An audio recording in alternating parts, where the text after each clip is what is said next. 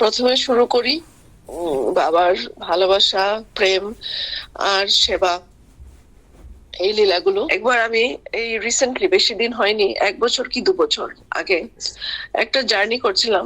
বাবা একটা গাড়িতে, আমি আরেকটা গাড়িতে। তো যখন হল্ট হলো, তখন আমার অনেকদিন ধরে একটা প্রশ্ন জাগছিল। এই প্রশ্নটা বাবাকে আমি জিজ্ঞেস করব। প্রশ্নটা হচ্ছে চৈতন্য চরিতামৃতের আদি লীলার 7 নম্বর চ্যাপ্টারের 144, মানে 146 ভার্সটা হচ্ছে, সম্বন্ধ, অভিধেয়, প্রয়োজন, নাম, এই 3 অর্থ সর্বে সূত্রে পড়িয়া বসান।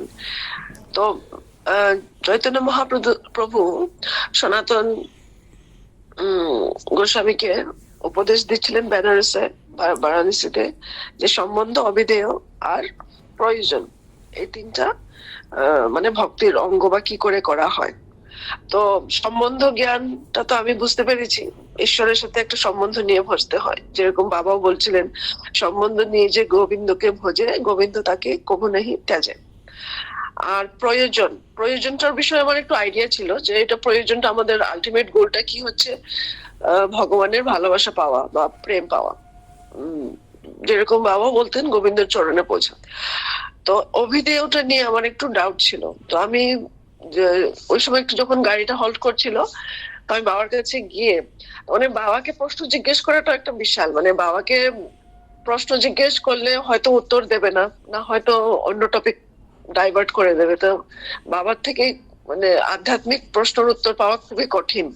আমি এটা, মানে আমার অনেক অভিজ্ঞতা আছে, তো আমি একটা চান্স নিলাম, দেখি উত্তর পাই কিনা। না, তো আমি গিয়ে বাবাকে জিজ্ঞেস করলাম, বাবা অভিধেয় মানে কি? বাবা কমপ্লিটলি 1 মিনিট চুপ ছিলেন। আমি ভাবলাম আর উত্তর পাবো না। তো তারপরে আমি বাবাকে প্রম্পট করলাম, কারণ আমি অন্য সাধুদের মুখে শুনেছি অভিধেয় মানে ভক্তি, ভক্তি করা। আমি যে বাবাকে জিজ্ঞেস করলাম, অভিধেয় কি, তার মানে কি ভক্তি? বাবা চুপ। লাস্টে বললেন আমাকে, অভিধেয় মানে সেবা, সেবা করো। তারপর আর কিছু বলিনি। তো এটার উপরে আমি একটু, তারপর, কারণ বাবা কোনো কথা নিজে বলবে আর নিজে এটা করবে না, এটা তো হয় না। বাবা যা কিছুই বলেন, যা কিছু উপদেশ দেন, সেটা বাবা প্রত্যক্ষ নিজে জীবনে উনি এটা পালন করেন। তো আমি এগুলো রিফ্লেক্ট করতে করতে করতে করতে আমি কয়েকটা বাবার এই যে কোয়ালিটিটা, সেবার কোয়ালিটিটা আমি, আর শুধু সেবা না, ভালোবাসার চরম ভালোবাসার সেবা এটা। তো এই ব্যাপার নিয়ে আমি একটু চিন্তা করলাম, কোথায় কোথায় আমি এক্সাম্পল খুঁজে পাই। তো আমি বাবাকে পরিচয় হয় যখন হয়, তখনই প্রথম একটা আমি এক্সাম্পল পাই, যখন বাবা বলেছিলেন আমার বাড়িতে আসবে গুয়াহাটিতে, দিসপুরে। তখন দিসপুরের রাস্তাগুলো হয়নি, মানে কাঁচা রাস্তা ছিলেন। আর ওই সময় একটু মানে সামার, বর্ষাকালীনও ছিলেন। তো ওখানে একটু কাদা টাদা থাকতো রাস্তাগুলোতে। আমরা এত মন দিতাম না, আমরা ওই কাদার মধ্যে দিয়ে চলে যেতাম, বা এত কিছু আমরা ভাবতাম না। তো বাবা যখন বলেছিলেন আমার বাড়িতে আসবে, আমি আমার বাড়িটা খুব সুন্দর করে সাফ করলাম, সুন্দর, মানে বাড়িটাই ঠিকঠাক করব কি বাবা আসবে, এটার উপরে বেশি আমি মন দিয়েছি। কিন্তু বাবা তো ভক্তকে নিয়ে আসবে, বাবা তো একা আসবে না। আমার ফুল কনসেন্ট্রেশনটা ছিল বাবার উপরে। আমি, বাবা একাই আসবে হয়তো, তখন তো এত চিনতাম না বাবাকে। আমি বাবাকে নিমন্ত্রণ দিয়েছিলাম, বাবা আসো।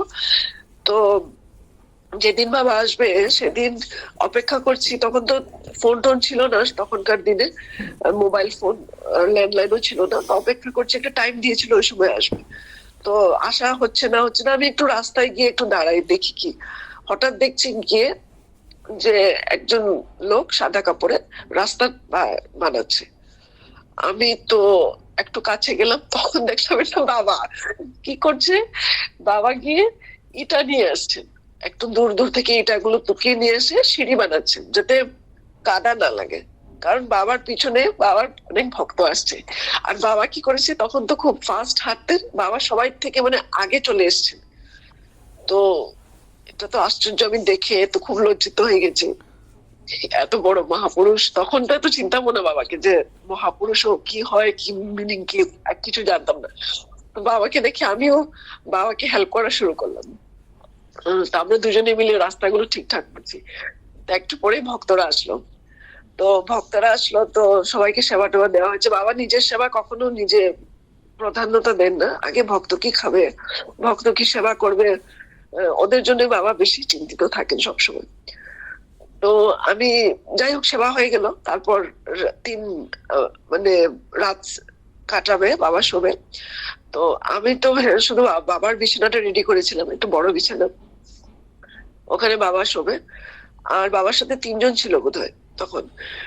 তো যে দেখলো যে তিনজন ভক্ত আছে, আমি তো ওদের জন্য কিছু ব্যবস্থা করিনি, কিন্তু অল্প সময়ে যা কিছু পারবো মানে করা যেত, কিন্তু বাবা নিজের বিছানাটা ওদেরকে দিয়ে দিল। বললো এরা এখানে শোবে, আমার বিছানায় শোবে। আর বাবা কোথায় শোবে, একটা দিবান ছিল, দিবানের জিনিসপত্র ভর্তি, ওখানে প্লাস্টিকের ডিব্বা ছিল, বই ছিল। বাবা চট করে গিয়ে একটা কোণার মধ্যে গিয়ে একটা প্লাস্টিকের ডিব্বা তুললো, ওটা নিয়ে মাথার মধ্যে দিয়ে চট করে শুয়ে পড়লো। এমনকি বিছনার চাদরও চেঞ্জ করেনি, গায়ের মধ্যে কোনো কাপড়ও খোঁজেনি, কিছুই না খুঁজে চুপ করে শুয়ে পড়লো। দেখে আমার খুব লজ্জা লাগলো, খুব গিল্টি ফিলিং হলো, কিন্তু বাবার কোনো কমপ্লেন নেই। এই ধরনের বাবা মানে চট করে ইয়ে করলো।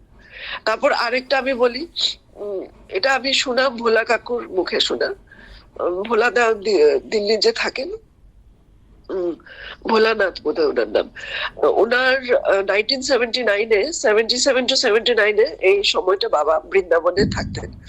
তো একবার ভোলা কাকু ওনাকে দেখতে বৃন্দাবনে গেছিলেন। তো যেদিন বাবাকে দেখতে গেছিলেন, তো তারপরের দিন সকালবেলা বাবা ভোলা কাকুকে বলছে চলো আমার সাথে চলো। তো তখন ছিল ঠান্ডার সময়, খুব শীত, খুব ঠান্ডা। আর বাবার হাতে একটা ব্যাগ ছিল, ঝোলা। আর বাবা কি করতেন তখন, সকালটা সারা সকাল বৃন্দাবনের যত রাস্তা গলি আছে ওখান থেকে কাগজ, পুরোনো কাগজ, কাঁচড়া, এগুলো মানে কাগজ মেটেরিয়াল আর কি, বা কার্ডবোর্ড মেটেরিয়াল গুলো তুলে তুলে ব্যাগের ভিতরে ঢুকাচ্ছেন। তো ভোলা কাকু দেখে একটু আশ্চর্য হলো, এখানে তো রাস্তা সাফ করার তো লোক থাকে, বাবা কি করছে দেখুন এই সকালটা। তখন সবকিছু টুকিয়ে বেশ অনেকক্ষণ টুকিয়ে টুকিয়ে ব্যাগটা ভর্তি হলো। তখন বাবা কুণ্ডে গেল, রাধা কুণ্ডে ছিল না হয়তো শ্যাম কুণ্ডে, ওখানে একটা বুড়িমা বসা ছিল ঠান্ডার মধ্যে। তখন সবগুলো কাগজ নিয়ে বুড়িমাকে দিল, বললো যে মা দেখো আমি তোমার জন্য কি নিয়ে এসেছি, এখন এগুলো তুমি আগুন পোয়ে তুমি শীতটা তুমি কাটাও, বলে বাবা ওনাকে সবগুলো কাগজ দিয়ে দিল। তো এটা হচ্ছে বাবার ভালোবাসা, যে কতটুক বাবা চিন্তা করে সবার জন্য। তারপর পুরীর পুরীর দান, যেখানে বাবা কুষ্ঠ রোগীদেরকে মন প্রাণ দিয়ে ভালোবাসে। বাবা বললো আমাকে একবার, আমি জিজ্ঞেস করছিলাম বাবা তুমি কি আবার জন্ম নেবে, কারণ বাবা তো মুক্ত মহাপুরুষ, বাবা তো জন্ম নেওয়ার দরকার নেই, উনি তো সোজা গোলক ধামে গিয়ে বসে থাকতে পারে, ওনার তো আসার দরকার নেই। তো বাবা আমাকে বললো আমাকে তো আসতেই হবে, আমার তো বাসনা রয়ে গেছে, আমি লেপ্রোসির এদেরকে তো আমি ভালোবাসি, এদেরকে তো আমাকে দেখার জন্য আসতেই হবে। তো বাবা কি করে নিজের মুক্তি, নিজের সুখ সবকিছু ত্যাগ করে সেবার জন্য, কিসের সেবা, ভগবানের সেবা, মানে এদেরকে তো বাবা ভগবান রূপে জ্ঞানে দেখে, তো বাবা এদের সেবার জন্য বারবার আসবে। তো এইবার লাস্ট একটা এক্সাম্পল আমি দিচ্ছি, এটা হচ্ছে কাশ্মীরে। কাশ্মীরের সময় ঠান্ডাই ছিল, আর একটা রুম দিয়েছিল বাবাকে, ওই রুমটা বেশি বড় ছিল না, ছোটই রুম ছিল, ওখানে একটা বিছনা ছিল, যেখানে মামুনি দি আর বাবা দুজন শোয়ার জায়গা আছে, আর সাইডের মধ্যে ফ্লোর ছিল। আর বাবা আমাকে, আমার রুমটা আলাদা রুম ছিল, বাবা বললো যে মাসি এখানেই থাকবে, আমার সঙ্গেই থাকবে। তো এবার তো ঠিক আছে, সুটকেস গুলো আমি অন্য রুমে রেখেছি, কাছে রুমটা ছিল যেহেতু, কারণ বাবার রুমটা ছিল ছোট। কিন্তু বাবা বলছে না আমি ওখানে থাকবো। এখন কি করে আমি থাকবো, যেই রাত হলো আমার তো চিন্তা হলো কি হবে এবার। তো আমি প্রস্তুত নিয়েছি যে হ্যাঁ আমি মাটিতে শোবো, কম্বল টম্বল অনেক ছিল, শোবো, কিছু হবে না। তো হঠাৎ দেখি বাবা টুক করে মাটিতে বিছানা করে শুয়ে পড়লো। তো মামুনি দি উপরে, আমি উপরে। তো আমার তো দেখে খুব খারাপ লাগলো, লজ্জাও লাগলো যে এটা কি করছে বাবা, নিজে মাটিতে শুচ্ছে আর আমাদেরকে উপরে বিছানায়, বাবার বিছানায় আমাদেরকে শোয়াচ্ছে। তো আমি তো খুব খারাপ লাগলো। তারপর আমি বাবাকে রিকোয়েস্ট করলাম, বাবা আমি মাটিতে শুই, তুমি উপরে শো। কিছুতেই মানলো না বাবা, মানে সে যতদিন ছিলাম কাশ্মীরে বাবা নিচেই শুয়েছে, কিছুতেই শুনলো না। তো এটা হচ্ছে বাবা ভক্তের জন্য বাবা সবকিছুই করতে পারে, না পারার কাজ কিছু নেই। আর আরেকটা এখানে বলি যে বাবা কতটুক ভালোবাসে ভগবানের শিষ্য মানে সন্তানকে, যে যারা ভক্ত, যারা বিমুখ হয়ে গেছে ধর্মের থেকে, যারা মানে অন্য পথে রাস্তায় চলে গেছে, আর বাবাকে চিনে না, জানে না, মানে জানলেও জানে না, সেবা তো দূরের কথা, বাবার সেবা দূরের কথা, এদেরকেও বাবা গিয়ে দর্শন দেয়। এটা আমি বলি যে বাবা গুয়াহাটিতে আমি বাবাকে নিয়ে ড্রাইভ করে করে যেতাম। একবার বাবা আমাকে নিয়ে একটা ভক্তের বাড়িতে গেছে, ওর ভক্তের মা বাবা ছিল, ওরা বললো যে আমাদের মেয়ে তো একটা মুসলিম ছেলেকে বিয়ে করেছে, আমরা ওর সাথে আর কোনো সম্পর্ক রাখি না। বাবা এই মেয়েটার অ্যাড্রেস নিল মা বাবার থেকে, নিয়ে বাবা গিয়ে ওই মেয়েটাকে দর্শন মানে দেখা করতে গেল, আমিও ছিলাম, মানে 3 তলা উঠে। আর মেয়েটা কি করছিল তখন, যখন বাবা দেখা করতে গেছেন, মেয়েটা তখন ভাত খাচ্ছিল, সেবা করছিল। তো যখন মেয়েটা দরজাটা খুললো, মেয়েটা কিন্তু বাবাকে চিনতে পেরেছে। আর মেয়েটা এখন বিবাহ হয়েছে মুসলিম বাড়িতে, এখন মেয়েটা তো বাবাকে লজ্জায় বা যাই হোক ভিতরে ডাকতে পারছে না, কিন্তু বাবা ওর সাথে কি আন্তরিক ভাবে কথা বললো, ভালোবাসে, তুমি ভালো থাকো, তুমি ভালো আছো তো, খবর নিল।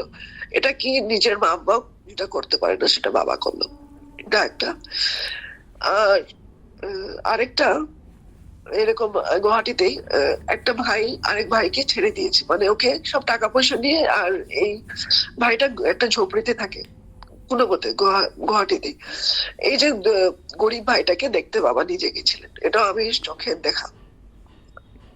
আর আরেকটা কথা, এটা বাবার মুখে শোনা, যে বাবা যখনই মানে যখন অল্প বয়স থাকতো, মানে ধরুন 80 বছর, 90 বছর, 100 বছর পর্যন্ত বাবা যখনই গৃহস্থের সাথে থাকতেন, বাবা ওদের টয়লেট সাফ করতেন। এটা বাবা নিজের মুখে আমি শোনা। যেখানেই বাবা থাকতেন সেবা দিয়েই থাকতেন, মানে বাবা যে মহাপুরুষ, বাবা সন্ন্যাসী, বাবা এইরকম যে ওনাকে শ্রদ্ধা করবে, উনি লোকের সেবা নেবে, এটার উল্টো বাবা নিজেই সেবা দিয়ে, বাবা কখনো সেবা নেয় না। আর এটা বাবার মুখে শোনা যে I am for all, none for me. তো এগুলো হচ্ছে বাবার ভালোবাসা আর সেবার লীলা।